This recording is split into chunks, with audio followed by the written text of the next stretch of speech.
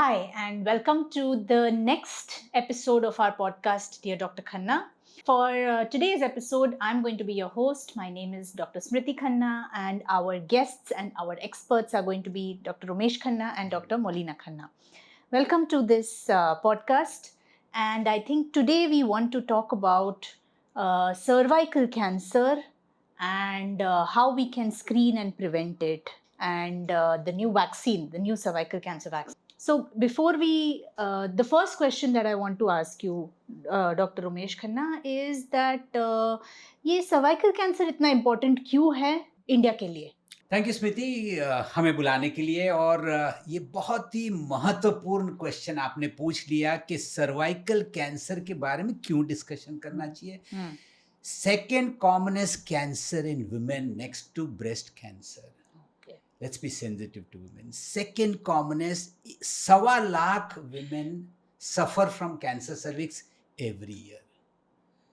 Not only this, 60% of them die early. That means हम बहुत late diagnose कर रहे हैं।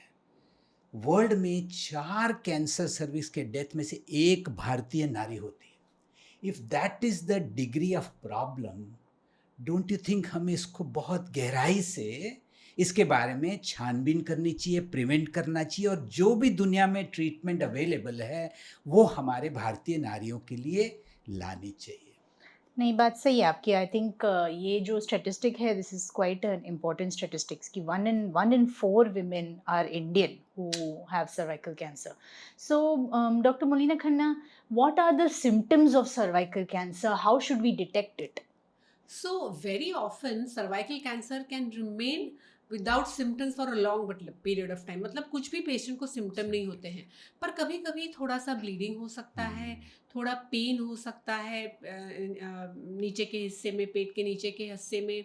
तो ऐसे सिंपल सिम्टम्स होते हैं, और फिर आप सोनोग्राफी कराते हो या गायनेकोलॉजिस्ट के पास जाते हो तो पता चल जाता है। तो एंड कई बार ऐसे होता है कि ये सिम्टम्स लेट आते हैं, इसलिए ऑलरेडी लेट स्टेज पे कैंसर हो जाता है और फिर ट्रीटमेंट के लिए ज़्यादा तकलीफ होती है। So, यानी कि ब्लीडिंग या डिस्चार्ज या पेन Pain, लोअर स्टमक के एरिया में या पीरियड्स की जगह से। इसमें I think cervical cancer is one cancer where a lot of screening is done. तो स्क्रीनिंग कैसे किया जाता है? तो स्क्रीनिंग ज़रूर करना चाहिए आफ्टर 25 इयर्स ऑफ एज। तो स्क्रीनिंग के लिए एक टेस्टिंग करते हैं गायनेकोलॉजिस्ट, जिसको पैप्समियर बोलते हैं। पैप्समियर मतलब नीचे वजाइना से एक ट्यूब डाल के या एक ब्रश डाल के वो सिक्रीशंस कलेक्ट करते हैं और फिर उसको माइक्रोस्कोप में देख लेते हैं। तो अगर कैंसर की शुरुआत है तो वो जल्दी पकड़ सकते हैं। अगर कैंसर अभी तक फुल ब्लोन हुआ नहीं है तो भी ये जल्दी पकड़ सकता है। तो इनिशियली हर 3 साल में, फिर हर या 5 साल में करते हैं, up till 65 years of age. तो ये स्क्रीनिंग हर नारी को करना जरूरी है। And unfortunately, less than 25% of women are actually doing screening. तो ये जो स्टैटिस्टिक है उसको हमें इम्प्रूव करना चाहिए। करेक्ट। एंड आई थिंक ये भी एक चीज़ है that cervical cancer is related to a virus infection. Can you tell us a little bit about it? So ये जो वायरस है ये एक किस्म का जंतु है जो नीचे से वजाइना से सर्विक्स तक जाता है, और ये डीएनए वायरस है। जैसे आम वायरसेस होते हैं, कॉमन कोल्ड का वायरस, फ्लू का वायरस, कोविड का वायरस, तो ये भी एक प्रकार का वायरस है। अनफॉर्चुनेटली ओवर द इयर्स 10-15 साल में ये वायरस इन्फेक्ट होने के बाद कैंसर में कन्वर्ट हो सकता है। ये सेक्सुअली ट्रांसमिटेड वायरस है, लेकिन ये वायरस कई बार रह जाके अंदर से कैंसर में कन्वर्ट हो सकता है। कुछ वायरसेस ऐसे हैं जैसे 16 नंबर का, 18 नंबर का वायरसेस जो कैंसर सर्विक्स पैदा करते हैं, और कुछ वायरसेस होते हैं वो जो दूसरे डिजीज जैसे वॉट्स या एनल कैंसर या ओरल फेरेंजियल कैंसर, इस प्रकार के कैंसर पैदा होते हैं। जैसे फीमेल्स में सर्वाइकल कैंसर ज़्यादा रहता है, मेल्स में ओरोफेरेंजियल कैंसर या एनल कैंसर्स भी रहते हैं। और कुछ अलग वायरसेस हैं, 16 और 18 वाले नहीं, पर दूसरे जो वॉट्स यानी स्किन में छोटे छोटे मस्से टाइप के हो जाते हैं। ओके। तो यानी कि अगर वायरस कॉज कर रहा है ये कैंसर, तो आई थिंक न्यूज़ में काफ़ी ये एक वैक्सीन के बारे में आया है जो ये वायरस को कंट्रोल कर सकता है या प्रिवेंट Prevent. कर सकता है। तो ये एचपीवी वैक्सीन के बारे में थोड़ा हमको बताएंगे डॉक्टर मुलीना?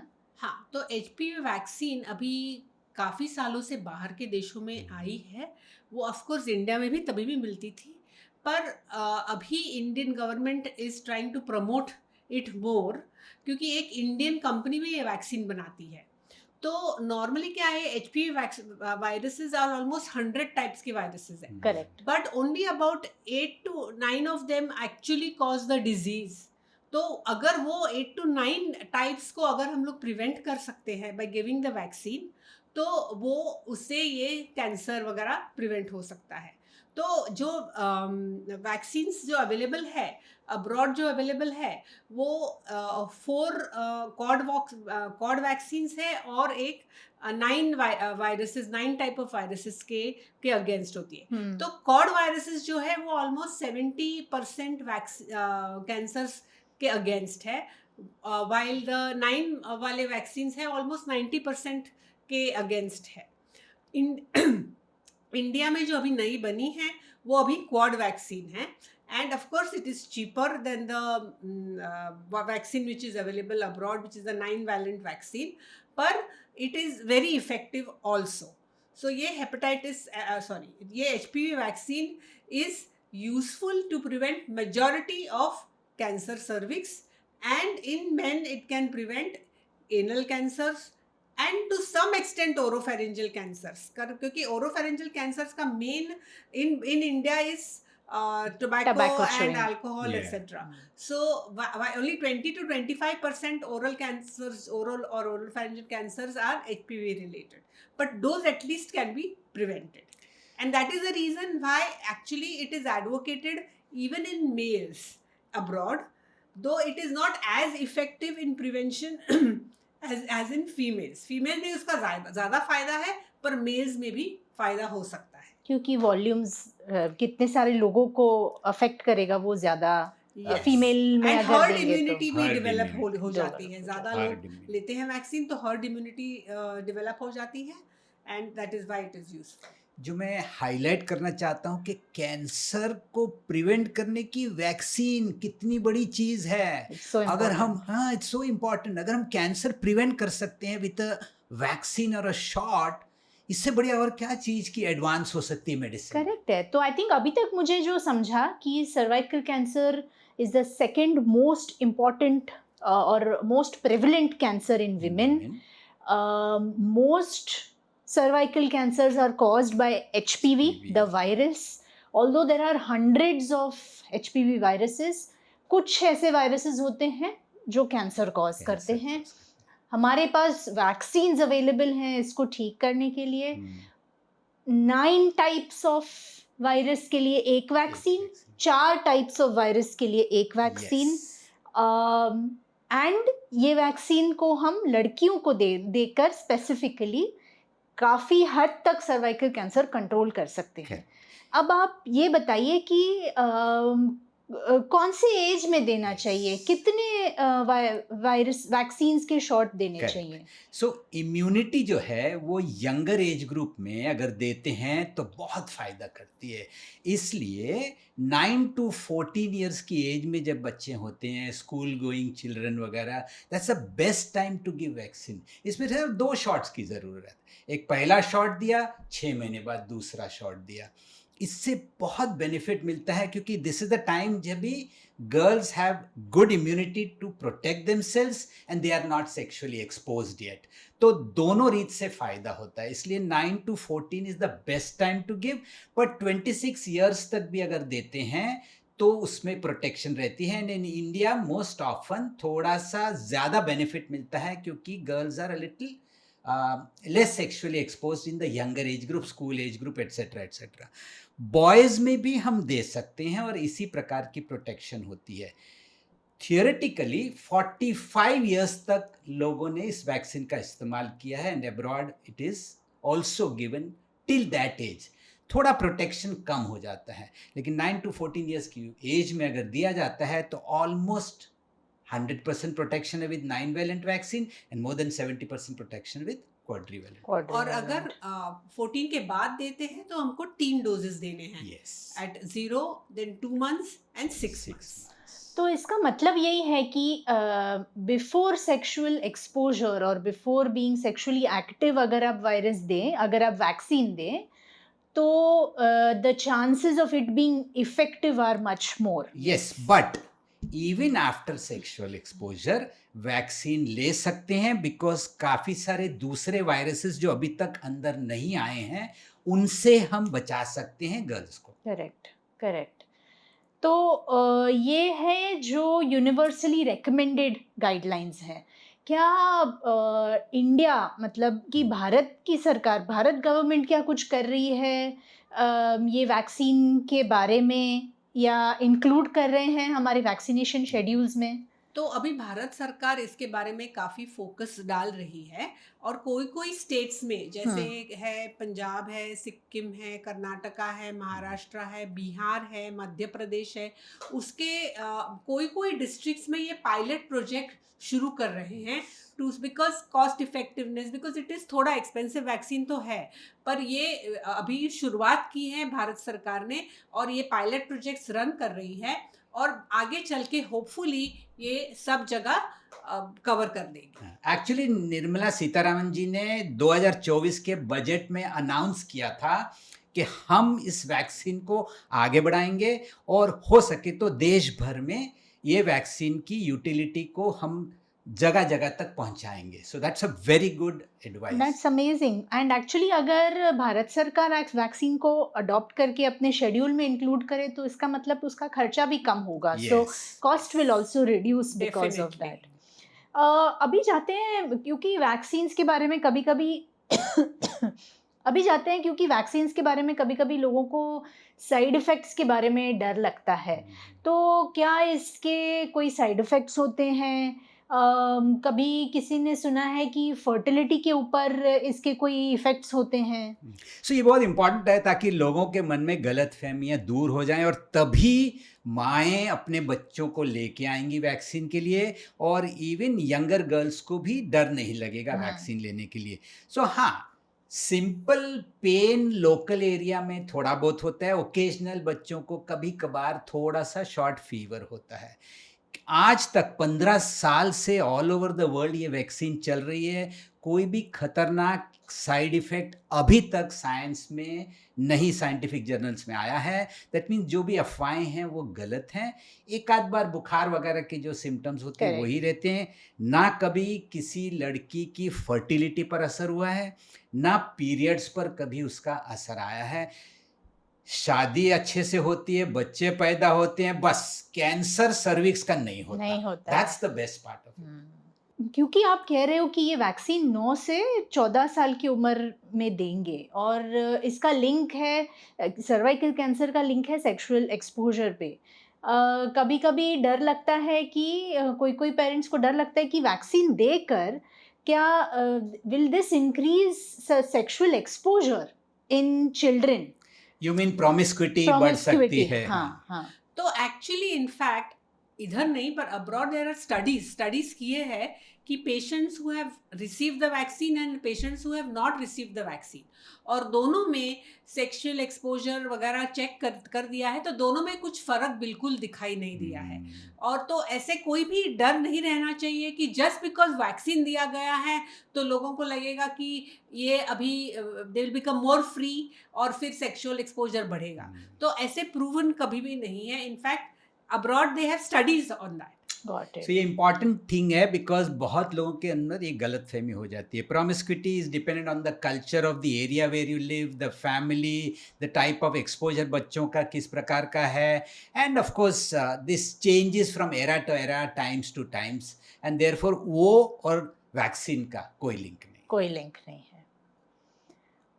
हमने अभी वैक्सीन के बारे में, सर्वाइकल कैंसर के बारे में, वायरसेस के बारे में काफ़ी बात कर ली है, बट एक बार सर्वाइकल कैंसर हो गया तो उसके ट्रीटमेंट का क्या ट्रीटमेंट ऑप्शंस हैं? सो अर्ली पार्ट में अगर एकदम अर्ली जैसे पैप स्मीयर करने के बाद डिटेक्ट किया है तो sometimes you can manage without surgery by certain procedures, और या ये एक सर्जरी होती है जो सिंपल सर्जरी होती है। अगर ये स्टेज आगे का है तो फिर उसमें सर्जरी भी हो सकती है, रेडिएशन भी हो सकता है, कीमोथेरेपी भी हो सकती है, जैसे कैंसर का ट्रीटमेंट होता है, करेक्ट। फुल फ्लैश ट्रीटमेंट होता है। और फिर उसके साइड इफेक्ट्स तो है ही जो हर कैंसर के ट्रीटमेंट में है, तो वो सब रहता है। बट So, आई थिंक आप ये कह रहे थे कि पैप स्मीयर और स्क्रीनिंग अर्ली डिटेक्शन में हेल्प करता है, and early detection means better control, better cure rates. Yes. So actually हमारे पास एज ए नेफ्रोलॉजिस्ट कई बार एडवांस ये सर्विक्स के पेशेंट्स आते हैं जिनका कैंसर स्प्रेड होके यूरेटर्स जो पाइप्स हैं उस तक पकड़ा जा सकता है, और हम इतने हताश होते हैं कि इस पेशेंट को हम क्या ट्रीटमेंट दें। इसीलिए जो डॉक्टर मोलिना बता रही हैं कि अर्ली स्क्रीनिंग का महत्व कितना ज़्यादा है कि वो स्टेज तक पहुंचेगा ही नहीं। And unfortunately 60% of Indians come very late to us. That is the reason why हमें इस वैक्सीन को फैलाना है और ये स्क्रीनिंग की पद्धत को हमें देश भर में ले जाना है। दूसरा एक इम्पॉर्टेंट पॉइंट एक ये भी है कि ये CA cervix actually comes in a younger age group. In fact 30 हाँ। to 50 इयर्स ऑफ एज में सीए सर्विक्स कई बार आता है। So it is seen in younger people, Yeah, so that is why prevention is so very is much important. More very important. important point. Vaccine ले लिया उसके बाद में भी क्या स्क्रीनिंग करना जरूरी है? डेफिनेटली ज़रूरी है। उसके दो कारण हैं। एक तो कई कई बार इन्फेक्शन पहले ही हो चुका है, एक्सपोजर पहले ही हो चुका है। और दूसरा कारण ये है कि वैक्सीन सिर्फ 7-8 टाइप्स को ही कवर करता है, और हो सकता है पेशेंट को दूसरा टाइप से इन्फेक्शन हो और उसके कारण कैंसर हो जाए। दो इसके चांसेस कम है, पर फिर भी स्क्रीनिंग करना ज़रूरी है। आई थिंक हम काफ़ी कुछ कवर कर चुके हैं। अगर आपको कुछ फाइनल मैसेजेस देने हैं doctor Umesh Khanna about CA cervix and the HPV vaccine, क्या देना चाहेंगे? सो आई थिंक WHO ने एक बहुत अच्छा कैंपेन शुरू किया जिसको 90-70-90 कैंपेन बोलते हैं, और इंडिया ने भी, गवर्नमेंट ऑफ इंडिया ने भी उसको अपनाया है। दैट मीन्स हम 90-70-90 वाले कैंपेन की तरफ बढ़ेंगे तब हम कैंसर ऑफ सर्विस को इरेडिकेट पाएंगे। ये क्या चीज़ है 90-70-90? दैट मीन्स हम 90% ऑफ गर्ल्स को वैक्सीनेट कर देंगे, से बिटवीन 9 to 14 और eight worst between 9 to 26। Similarly अगर हम यंगर बॉयज़ को भी वैक्सीनेट करेंगे तो that also will help in herd immunity. 70% of women अगर स्क्रीनिंग करते हैं तो that will pick up very early cancers, और उसमें बेनिफिट है। एंड थर्ड जो 90 है 90-70-19 में, वो ये है कि देश भर में अर्ली सीए सर्विक्स का इलाज के लिए women should be able to reach these centers and get themselves treated. So 90% girls को vaccinate करना है, 70% of women should at least screen themselves for early cancer, and 90% of women should have access to treat their disease. That's the 90-70-90 principle. और उसी principle को लेके Mumbai kidney foundation wants to join this campaign, and हम लोग younger girls को vaccinate करना चाहते हैं free of charge to all those who have orange ration cards and those who have white ration card at the cost price, the bare minimum price, वो vaccinate हो सकते हैं। हम कोशिश करेंगे schools में जाके टीचर्स को समझाना, सोसाइटीज़ में जाके पेरेंट्स को समझाना कि वाइट इज़ इम्पॉर्टेंट है, और सोशल वर्कर्स ये सारा काम कम्युनिटी में जाके लोगों को सिखाएंगे, और उससे मुझे